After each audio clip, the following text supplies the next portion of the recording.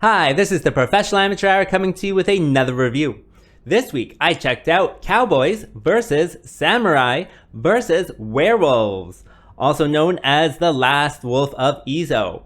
And this 2015 movie was directed by Eduardo Castello and stars Daniel Kim, Alex Rentera, and Johnny Gilligan, among others, of course. The story of this movie is about this samurai, and his whole clan was killed by a werewolf one night.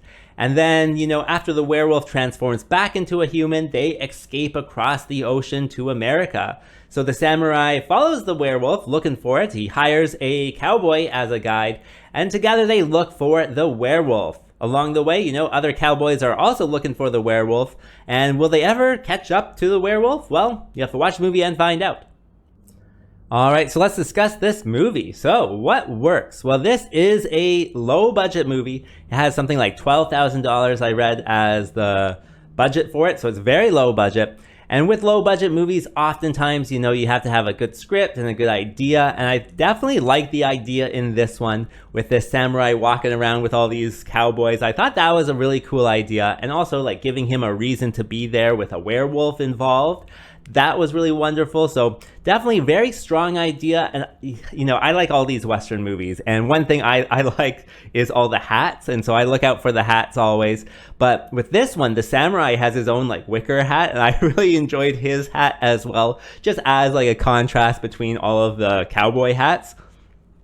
And I just thought that was so cool as a Western fan and a Japanese fan as well. So yeah, that was just really cool. With this one, all of the Japanese sections really do work. They have kind of very traditional, tea houses and stuff to film in, and that's great to see. The Western town, again, it's very low budget, so you can't expect too much. It is very much like a low budget, just put up some plywood on the ground to make it work, and it definitely does work as well. What else? The dialogue definitely worked for me. Not necessarily the story in certain aspects, but definitely the dialogue I thought was good, where they, give backstory, and they even have a few funny lines, which I really did enjoy. Damn. I can't believe you let that family die. That's messed up. So all of that goes together to make a watchable B-movie. Also, I did enjoy the music to this one. It definitely added to the atmosphere of the movie every time you hear it. And so that just, one of those things that adds to the viewing experience as a positive.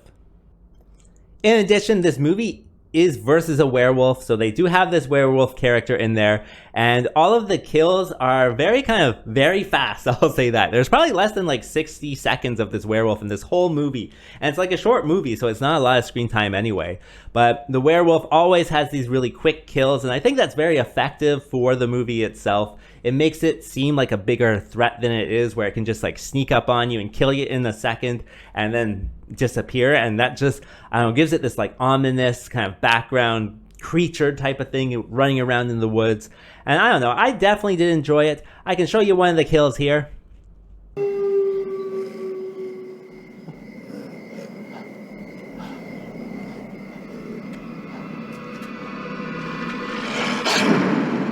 So all the kills are pretty quick like that, but it's what this movie needs, I think, to make an effective and threatening, villain. And that brings me to what doesn't work with this film.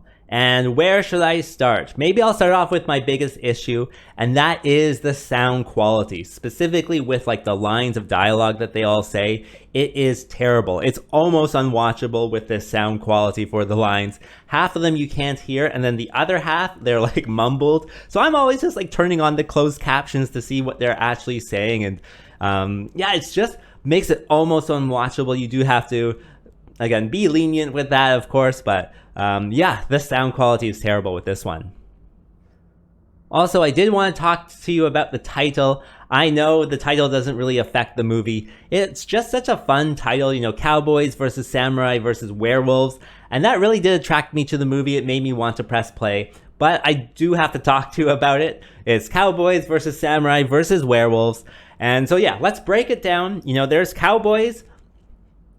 And actually, I have no problem with the Cowboys section of the title. Though I will say I never saw a cow. I'll say that. But That's fine. Cowboys don't have to do cow stuff, right?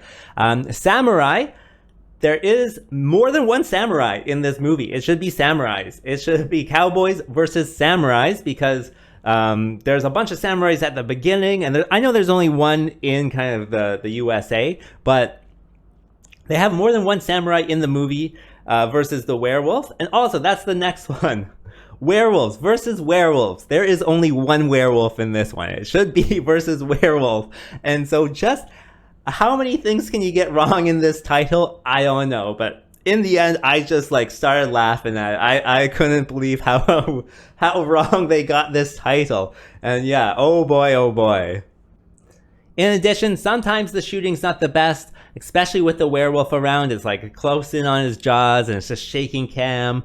Along with the action as well, sometimes it's very shaky during the action, so it's hard to tell what's going on, and that can be distracting. It does have a few cool kind of stylized shots that I really did enjoy. I'll clip one in for you.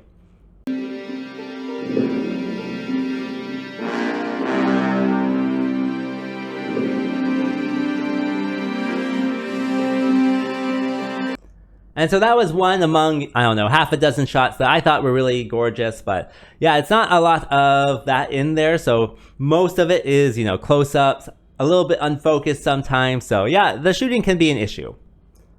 Other than that, I think with the story, it takes some time to get into, especially after kind of the intro. Then it has like a 1-year time jump. And nothing is explained. They're just like in this rivalry with this other gang and stuff. And you're just like, who are these people? Like, why do they have this rivalry? It's never really explained. I would say up until like the halfway mark, it really does get its footing at that point and really has a straightforward story after that. But up until that point, like you're asking yourself, like, who are these people? What are they doing? Why are they doing it? So yeah, it takes some time to get into it. I'll say that. So who would I recommend this movie for? Well, I don't really know, but maybe a B-movie lover, if you love that, you know, wacky concept like myself. I would note that, again, there's that sound issue that is really kind of detrimental to it. But yeah, B-movie lovers can have a wacky time with it. As for rating, I gotta give it the mildly interesting score of 3.4. And with that being said, I think that's all I wanted to say. So like and subscribe, and I'll see you next time.